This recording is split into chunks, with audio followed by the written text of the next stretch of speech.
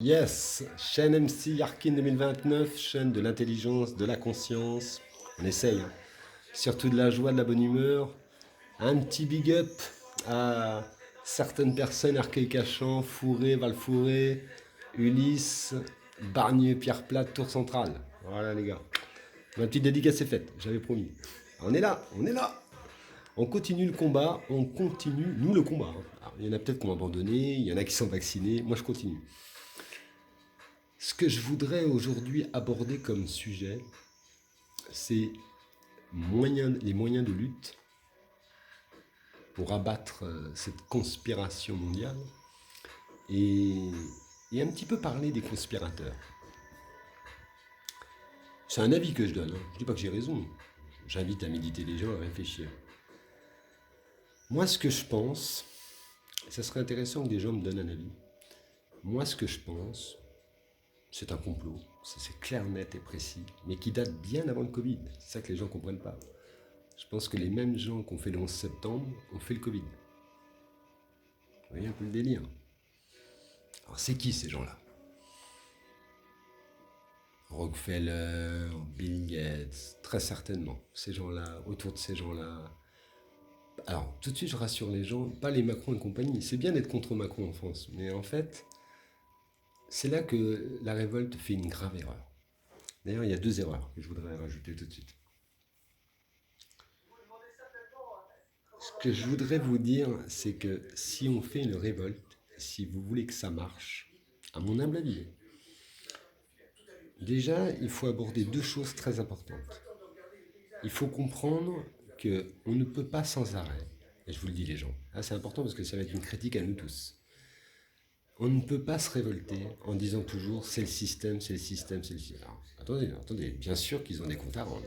Enfin déjà sur le Covid-19, quand on saura qui exactement a fait quoi, ils vont rendre des comptes, clairs, nets et précis. Mais une fois qu'on a réglé ça, admettons que comme l'expert, on arrive vraiment vers des choses intéressantes, positives. Ok, une fois qu'on a fait ça, on ne peut pas se dédouaner de notre propre responsabilité, les gens. Je m'explique. Je vais prendre du temps, mais c'est très important cette vidéo. Je pense que ceux qui ont fait ça l'ont fait pour une question de réchauffement climatique. Ben ouais, les gens. Je suis pas le seul à le dire. C'est une théorie, encore une fois. Ne sautez pas dessus la vidéo en disant ouais, pourquoi il dit ça. Je fais de la théorie. Faites un débat, on organise un débat. Peut-être que c'est pas ça et que c'est peut-être autre chose. Moi, je vous donne une théorie.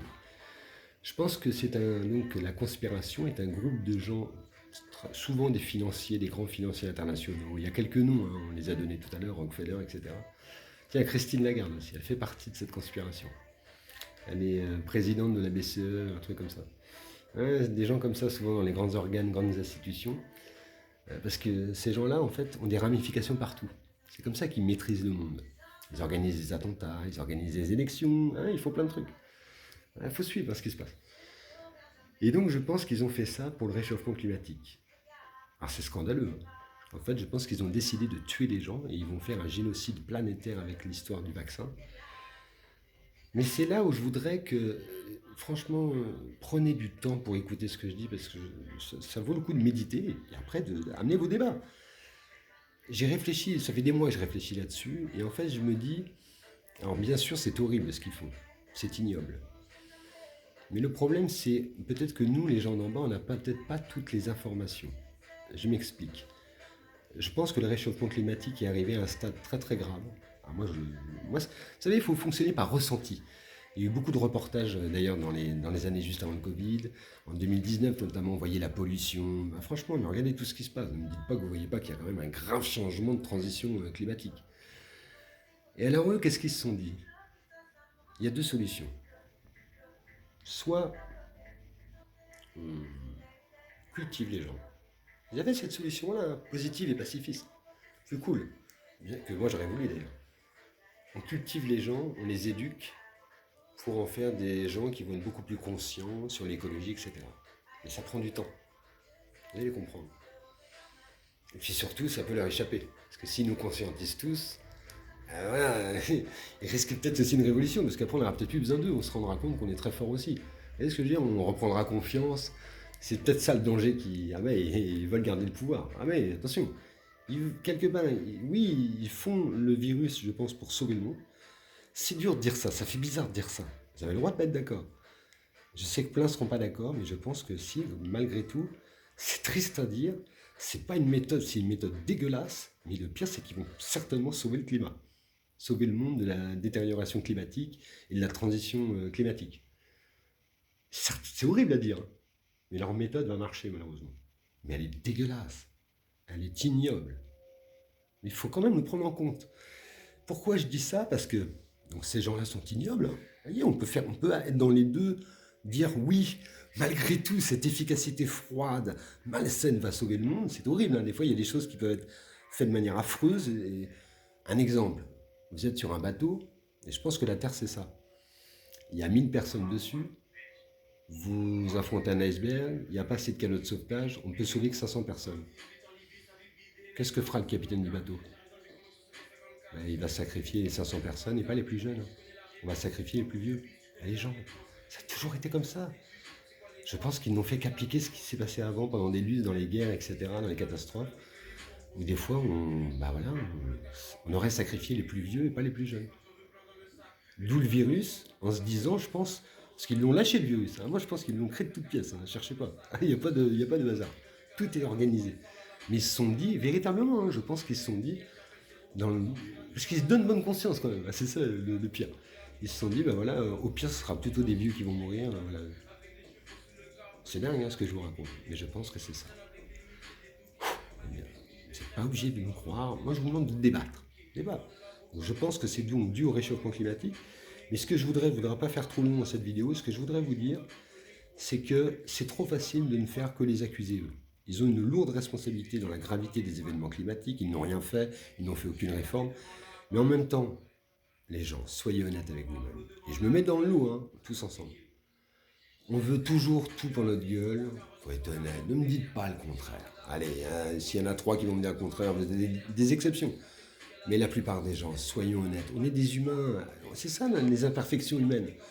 Qu'est-ce qu'on veut? Finalement, oui, l'écologie c'est bien, mais dès qu'il y a des réformes écologiques qui nous font un peu mal sur le diesel, qu'est-ce qu'on fait? On n'en veut pas.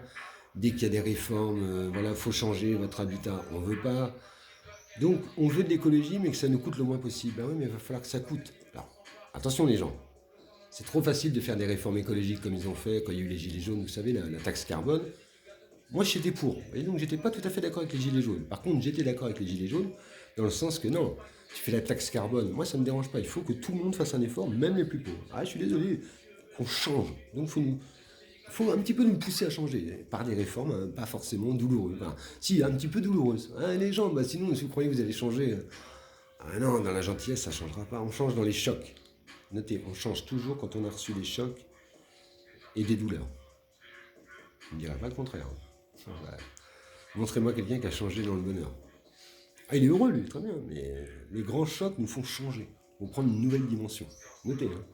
Les deuils sentimentaux, c'est là que vous changez après. Ah oui, souvent, vous savez, la phase de deuil, j'en reviens à mes moutons. Donc voilà, je pense en fait que tout simplement, l'élite du système s'est dit c'est trop long, les peuples ne veulent pas des réformes écologiques, ce qui était vrai, mais on pourrait dire que les réformes sont mal faites parce qu'eux, ils ne payent jamais, les riches ne sont jamais mis à contribution autant que nous. C'est ça. Vous voyez, j'essaie d'avoir une vision large, je critique tout le monde. Mais voilà où on en est. Et donc, en fait, ils se sont dit, ils ont peut-être un jour réfléchi à éduquer un peu plus les pauvres au niveau de la conscientisation écologique, mais je pense qu'ils ont lâché l'affaire. S'ils l'ont fait, s'ils ont essayé ça, ils ont dû lâcher l'affaire. Et donc, ils ont planifié un plan de génocide pour tuer un max de monde. Et ensuite, vous contrôler. Parce que ça sera important, le contrôle de la nouvelle société. Voilà. Voilà les gens. Méditez sur tout ça. Et comment les combattre, pour finir? Quelles seraient mes méthodes? Déjà, la désobéissance. Moi, je ne mets plus de masque dans les transports. J'appelle tous les Français à faire pareil. C'est important, chaque acte de désobéissance, ça montre qui vous êtes. Vous n'allez pas dans le contrôle. Les manifestations, tout ça, c'est bien, mais les manifestations dans le monde d'aujourd'hui numérique n'a plus d'effet. Le monde, vous pouvez manifester tous les jours, Macron, il s'en bat la race. Par contre, le boycott ciblé sur des activités très importantes pour l'État ou dans le numérique Amazon, par exemple. Moi, je comprends pas. Et c'est, vous voyez, c'est toute la contradiction qu'ont beaucoup de gens. Alors là, par contre, je me mets pas dedans, les gens, parce que sans vouloir faire le mec qui fait la morale, je n'achète jamais chez Amazon. J'ai d'autres défauts. Je sais même pas à quoi ressemble le site. Et je me suis interdit d'y aller. Bah ouais, les gens, parce que vous critiquez la société numérique, certains, vous critiquez l'ordre mondial. Comme moi, l'ordre mondial, vous voyez bien qu'on arrive à une dictature, mais vous continuez d'acheter des trucs à bas prix sur Amazon, ça détruit les emplois, ça nique la France, ça nique l'économie, et ça nique vos vies, puisqu'en fait ça détruit tout autour de... Ça crée un monde numérique froid, hostile, et tout ça pourquoi? Vous allez sur Amazon pour le prix, mais souvent aussi pour avoir un produit le plus vite possible. Vous voyez pas qu'ils vous ont corrompu? Vous comprenez pas qu'ils vous ont corrompu, nous ont corrompus, avec cette histoire de rapidité, instantanéité? On perd tout émotionnel, on perd l'imaginaire avec ça. C'est ça la plus belle arnaque. Sortez de ça. Essayez de vous échapper de cette emprise numérique. Tu veux un livre, tu veux un DVD et tout, au lieu d'aller sur Amazon, bah tu sors. Tu paieras un peu plus cher et alors, oh là là. C'est ça la contribution à la solidarité. Au moins de temps en temps, si vraiment t'as pas une thune. Et tu niques Amazon. Et si on est des millions à boycotter Amazon, c'est énorme. On représente une force. Et après, on pourra menacer d'autres secteurs. N'oubliez pas, la menace sur l'économie, sur le portefeuille, dans le monde d'aujourd'hui. La manif, c'est bien, mais la manif, tu ne tapes rien. J'ai pas dit que le boycott était facile, mais il faut essayer de créer des... Moi, j'aimerais bien créer ça, d'ailleurs, que les gens me contactent. Moi, je suis prêt à organiser même une association qui fédère un peu ça. Mais il faut qu'on menace publiquement, médiatiquement, des entreprises ciblées. Alors moi, c'est pas à donner tous les conseils. J'ai quelques idées. Pareil, quand une entreprise délocalise, alors on va me dire quel rapport avec le vaccin. Il n'y en a pas forcément, mais là, je vous parle de reprendre le contrôle de nos vies. Et si on fait ça, je peux vous dire qu'ils feront leur gueule sur le vaccin. Donc voilà, boycottons des produits ciblés, déjà des produits américains, puisque voilà, les Américains nous boycottent, YouTube et tout, ils interdisent de plus en plus de gens. Bah, boycottons YouTube, même pourquoi pas, à long terme. On est obligé de passer encore un peu par eux, mais on va y arriver.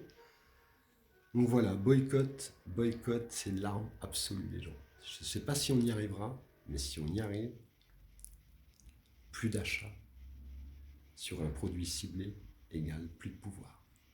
Même l'armée, la police ne peuvent rien si tu n'achètes pas. Voilà les amis, méditez, j'espère que voilà, c'était pas trop fatigant cette vidéo. Méditez, ça fait du bien la réflexion. Moi j'ai essayé d'amener des pistes. L'ordre mondial fait sa petite conspiration, on peut leur taper dessus sur leur portefeuille avec le boycott. Et réfléchissons aussi à notre implication dans le domaine écologique, parce qu'on ne peut pas que les accuser eux du problème. Ils font de la merde, c'est de la merde ce qu'ils font, mais c'est peut-être un petit peu de notre faute à tous aussi si on en est là. Et ça c'est très humble de le reconnaître. Tous de ma faute, de votre faute, à des degrés divers. On est tous responsables. Donc c'est comment les combattre, il faut combattre le système, mais qu'est-ce qu'on va faire après? Il faut déjà y réfléchir. A bientôt les amis, courage, et puis la banane, regardez. Il y a des manifs partout ce week-end, faut y aller.